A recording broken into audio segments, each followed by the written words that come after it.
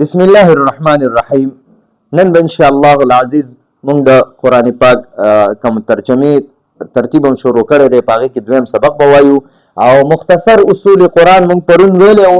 یو څو خبرې به پکې نن موږ اضافي کوو او دا د قرآن مجید چې کوم تعریف دی نو دا تعریف به نن موږ یو ځل بیا ووایو چې دا تعریف موږ ته یاد وي چې د قرآن پاک تعریف څه شی دی، قرآن پاک څه دی. نو قرآن پاک هغه نازل شوی کتاب دی د الله جل جلاله د طرف نه په رسول الله صلی الله علیه وسلم چې هغه په مصاحف کې لیکل شوی دی. ټیک شو، المنقول الینا موږ ته رانقل شوی نقلا متواترا په تواتر سره او بلا شبهه بغیر د شک او شبهه نه. نو دا خو د قرآن پاک هغه کم تعریف چې دی هغه مو کو. دې نه بیا موږ مخ وروسته د قرآن پاک موضوع ویلې وه چې د قرآن پاک موضوع هغه توحید باری تعالی دی. بیا هم د دې نه پس د قرآن پاک چې کوم غرض او غایت دی نو هغه هم ویلو چې تحصیل سعادت الدارین، د دواړو جهانونو د دنیا او د آخرت کامیابیانې حاصلول. په دې کې بیا موږ یو خبره کړې وه چې قرآن پاک دا الله جل جلاله په اشرف الانبیاء یعنی محمد رسول الله صلی الله علیه وسلم باندې نازل کړی دی. د دې نه مخکې موږ یو درې خبرې کړې وې چې قرآن پاک د دې درې قسمه نزول دی، درې ځل نازل شوی دی. یو د الله جل جلاله ذات علی نه لوح محفوظ ته، بیا د لوح محفوظ نه بیت العزت ته، بیا د بیت العزت نه د رسول الله صلی الله علیه وسلم سینې مبارکه ته. نو د رسول الله صلی الله علیه وسلم سینې مبارکه ته په 23 کاله کې وقتن په وقتن یو آیات، دو آیاتونه، درې آیاتونه، یو مختصر ورکوټه صورت نو داسې نازل شوی دی.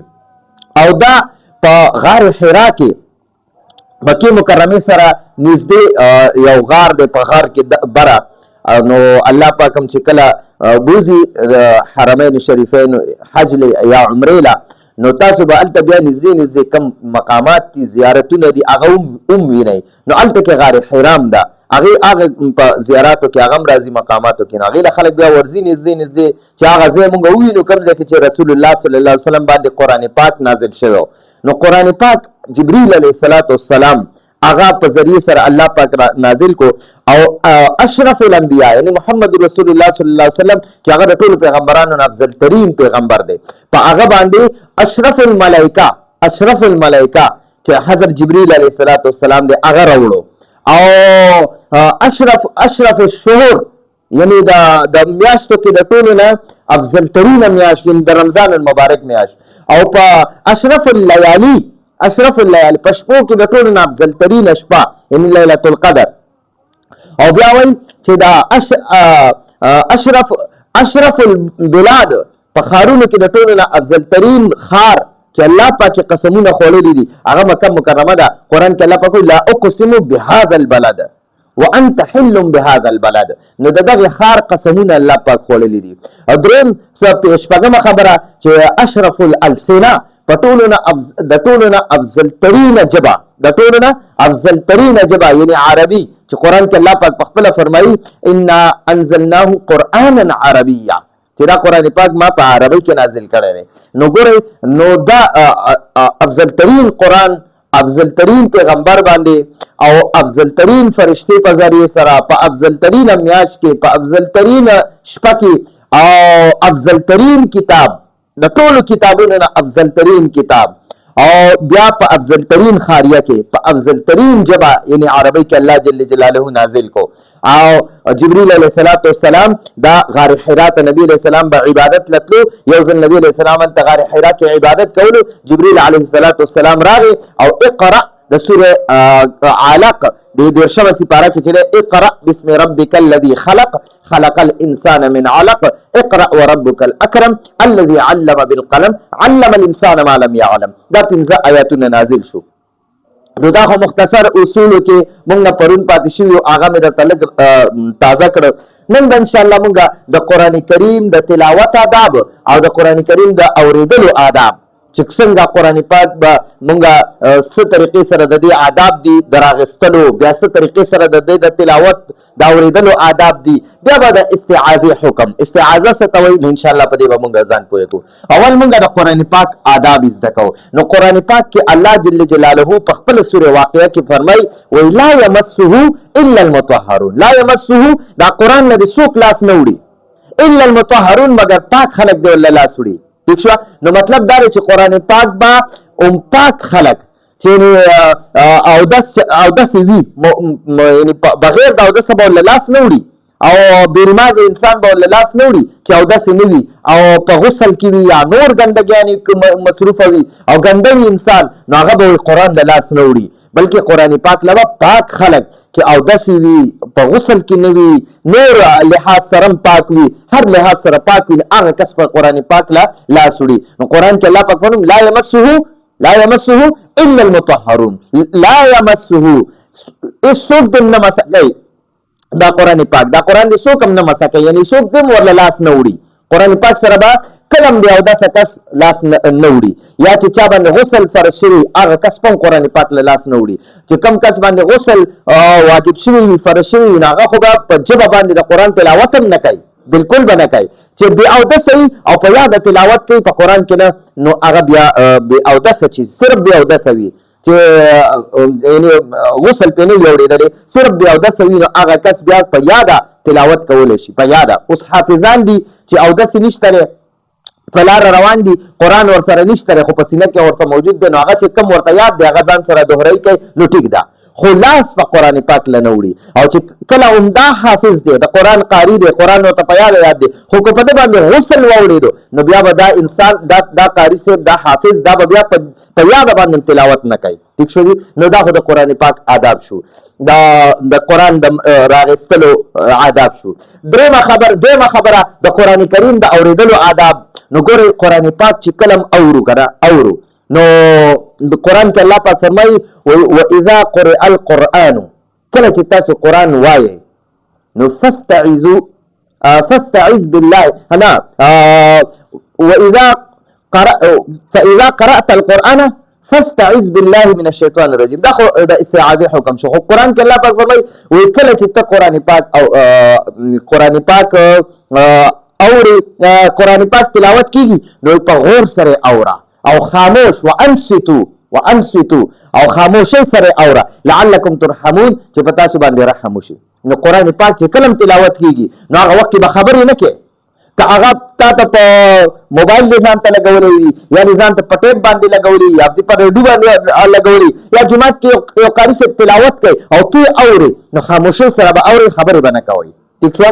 نو دا خو د قرآن پاک د اورېدو آداب شو. درېیمه خبره د قرآن پاک اوس د قرآن پاک کې د استعاذې حکم. استعاذه څه ته وایي؟ وګوره قرآن پاک په ژبه کې ورته استعاذه وایي، نور مونږ خلک ورته تعوذ وایو. تعوذ او په ساده الفاظو کې ورته اعوذ بالله وایي. اعوذ بالله من الشیطان الرجیم. ٹھیک شو؟ اعوذ بالله نو د اعوذ بالله ته تعوذ هم وایي او دې ته د قرآن په ژبه کې استعاذه وایي. استعاذه ٹھیک شو؟ نو قرآن پاک کې الله جل جلاله په خپله فرمایي واذا قرأت القرآن چې ته چې کله قرآن پاک وایي لولې د قرآن تلاوت شروع کې نو فاستعذ نو ته پناه وغواړه بالله د الله جل جلاله من الشیطان الرجیم د شیطان مردود نه شیطان رټلی شوي نه. ٹھیک شو؟ نو د الله پناه وغواړه ځان د الله په پناه کې راوله. ٹھیک شو؟ چې د شیطان مردود د شیطانۍ نه د هغه د ورغلاول نه د هغه د تکلیف نه ته محفوظ شي. نو دغه لپاره وایي چې تاسو استعاذه وایي. نو اول مونږ اوس دلته کې استعاذه لیکو. استعاذه مو پېژندله تعوذ ته وایي. تعوذ اعوذ بالله من الشیطان الرجیم ته وایي.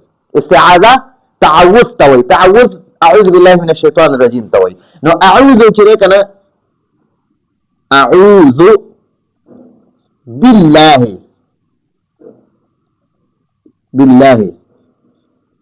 من الشيطان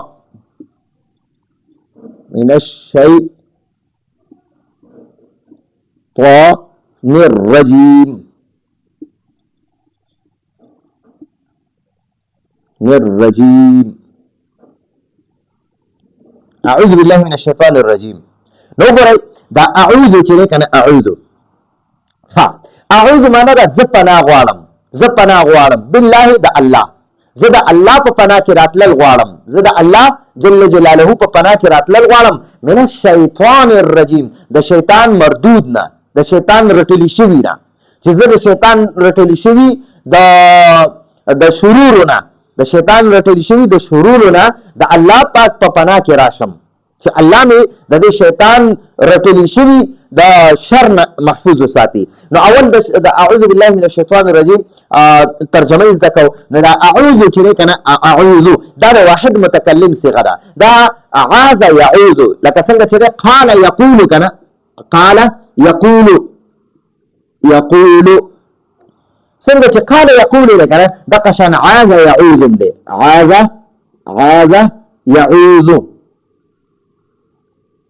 یعوذ قال یقول نو دغه چنته عاذ یعوذ. نو دا یعوذ گردان چې ته بوزي کنه یعوذ یعوذان یعوذون تعوذ تعوذان یعوذن تعوذ تعوذان تعوذون تعوذین تعوذان تعوذن اعوذ. اعوذ معنا د زه پناه غواړم، زه په پناه کې راتلل غواړم، زه په پناه کې راتلل غواړم. نو اعوذ معنا سره زه پناه غواړم، زه پناه غواړم یا زه په پناه کې راتلل غواړم، زه په پناه کې راتلل غواړم. د چا په پناه کې؟ بالله د الله جل جلاله، د الله جل جلاله، د الله جل جلاله په پناه کې راتلل غواړم. د چانه پناه غواړي، د کوم څیز نه د الله په پناه کې راتلل غواړي. من معنا د نه او شیطان ته وایي شیطان. ٹھیک شو؟ دا الله جل جلاله دشمن دی، د انسانانو دشمن دی. ٹھیک شو؟ او دا شیطان چې دی کنه د خپل اصل نوم عزازیل دی. عزازیل. ٹھیک شو؟ عزازیل او رجیم دا دې کې دا خبره کوو. عزازیل چې دی عزازیل دا ډېر لوی عالم و، ډېر لویه پوهه والله الله ورکړې وه. دا به د فرشتو په مجلس کې ناسته پاسته کوله، خو یاد وساتئ ګورئ دا عالم نه و، دا د فرشتو استاذ نه و، د فرشتو استاذ بالکل نه و. بعض خلکو نه په دې کې غلطي کېږي چې دا د فرشتو استاذ و، خو دا د فرشتو استاذ نه و، بلکې د فرشتو په مجلس کې به ناسته پاسته کوله.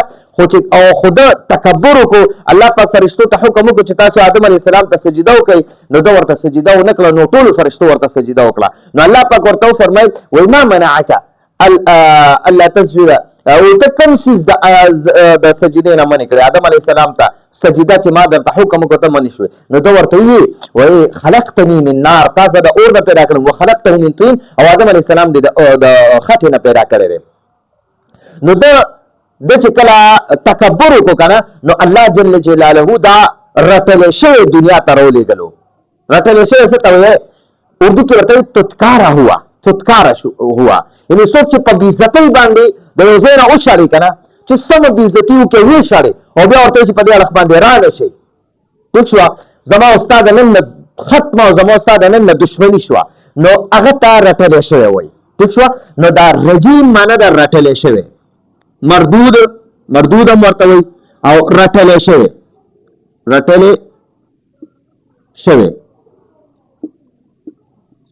اردو کې ورته وایي تتکارا هوا، یعنې په بېعزتۍ باندې شړلی شوی، دغه معنی مو وکړه، په بېعزتۍ باندې شړلی شوی دی.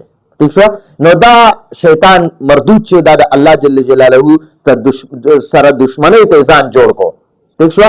نو اعوذ معنا ده زه پناه غواړم یا زه په پناه کې راتلل غواړم بالله د الله جل جلاله. زه د الله جل جلاله په پناه کې راتلل غواړم، زه د الله جل جلاله په پناه کې راتلل غواړم. د چا نه پناه غواړي؟ من الشیطان الرجیم، د شیطان رټلی شوي، د شیطان مردود د شرورونه د الله جل جلاله په پناه کې راتلل غواړم.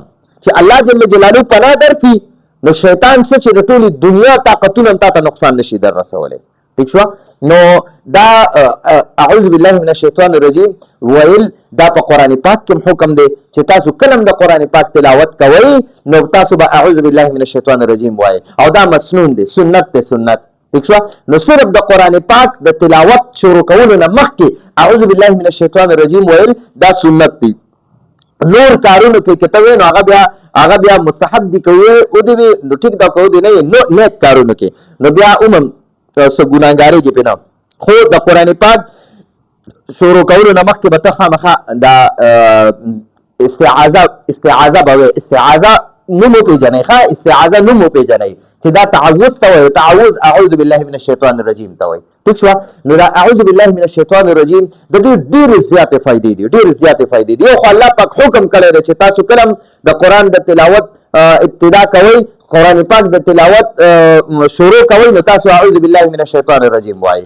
دا خو الله جل جلاله حکم کړی دی بل الله جل جلاله پیغمبرانو تم حکم کړی دی چې تاسو اعوذ بالله من الشیطان الرجیم وایي یعنی تاسو د شیطان د شرور نه زما پناه کې راتلل وغواړئ ټیک شو معنی وغواړئ چې الله مونږه د شیطان د شرور نه محفوظ وساتئ ٹھیک شو نو اعوذ بالله من الشیطان الرجیم دا په پناه کې د الله جل جلاله په پناه کې راتلل کوي ٹھیک شو نو ګورئ همیشه لپاره اعوذ بالله من الشیطان الرجیم دا د قران پاک د تلاوت شروع کولو نه مخکې وایي ٹھیک شو نو بل ګورئ په د دې نورې فائدې دا د ګورئ چې کوم انسان اعوذ بالله من الشیطان الرجیم وایي نو په دین او هدایت پر ته الله پاک استقامت نصیب کوي په دین ورته الله استقامت نصیب کوي یعنی همیشه به الله جل جلاله تر د مرګ پورې دا په دین قائم او دائم ساتي څوک چې اعوذ بالله من الشیطان الرجیم وایي دویمه خبره چې د شیطان د شرور نه وایي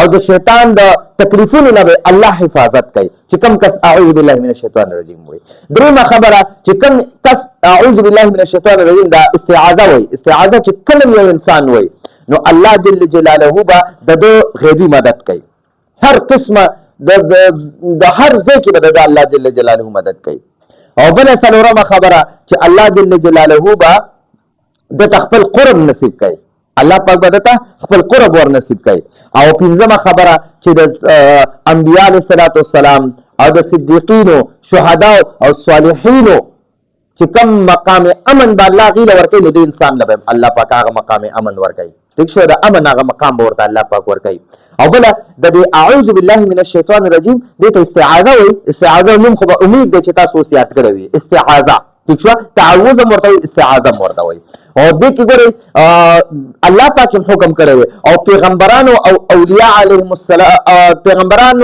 السلام او اولیاء رحمهم الله د الله پناه غوښته ده د تعوذ سره لکه څنګه عزیز مصر چې کومه ښځه وه زلیخا هغې چې کله د یوسف علیه السلام نه خپل نفساني خواهشات پوره کول وغوښتل که نه نو یوسف علیه السلام هغه وخت وایي معاذ الله زه د الله پناه غواړم د الله پناه انه ربي احسن مثوایا چې عزیز مصر زما مربي زما هغه پرورش کړی دی او زه به ته اوس مانه داسې غلطي راولي نو الله دې زه د الله پناه غواړم ٹھیک شو او رسول الله صلی الله علیه وسلم تم الله جل جلاله په قران پاک کې په سوره نور کې غالبا الله پاک ورته حکم کړی دی وقر رب اعوذ بک وقر او اے زما نبی جی قل تو وایا رب اے زما رب اعوذ بک زستا پناه غواړم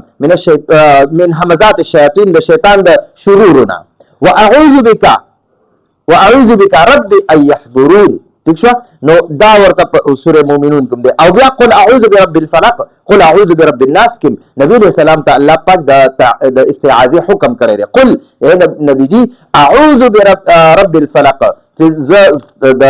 د فلق د رب پناه غواړم ته وایا داسې خلکو ته ٹھیک شو او قل اعوذ برب الناس کوم د استعاذه حکم شوی دی نو یو خدا خبر شو او بل د استعاذه یو څو نور الفاظ سرم د استعاذه راغلی ده خو د ټولو نه افضل ترین الفاظ دا دي اعوذ بالله من الشیطان الرجیم نور الفاظ دي اعوذ بالله السميع العليم من الشیطان الرجیم دا الفاظ هم راغلي اعوذ بالله السميع العليم من الشیطان الرجیم دا الفاظ هم دي درېمه اعوذ بالله العظیم من الشیطان الرجیم. دا الفاظ هم دي. اعوذ بالله العظیم من الشیطان الرجیم، اعوذ بالله العظیم من الشیطان الرجیم. او څلورم قسم الفاظ هم شته. اعوذ بالله من الشیطان الرجیم انه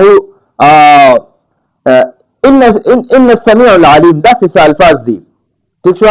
نو دا څلور پنځه قسمه الفاظ سره غلي، خو د ټولو نه افضل ترين اعوذ بالله من الشیطان الرجیم. دا الفاظ دي. نو اعوذ د واحد متکلم صيغه ده.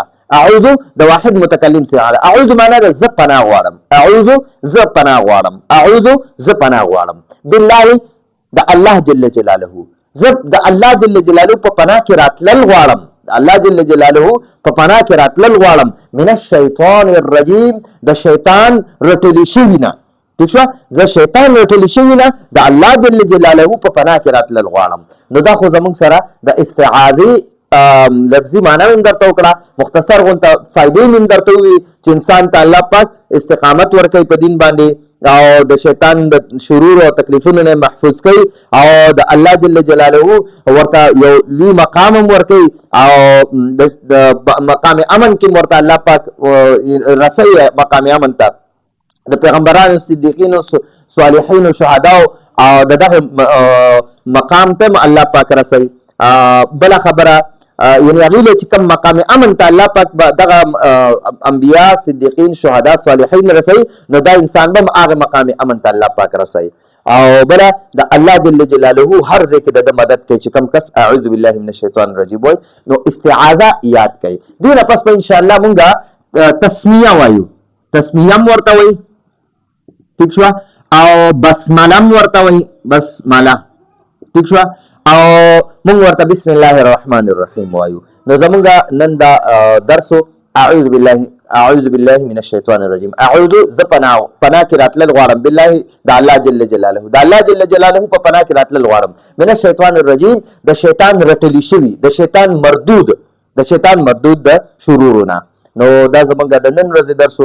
راتلونکي درس پر اجازه غواړو. هذا هو المرام والله اعلم بحقیقة الكلام.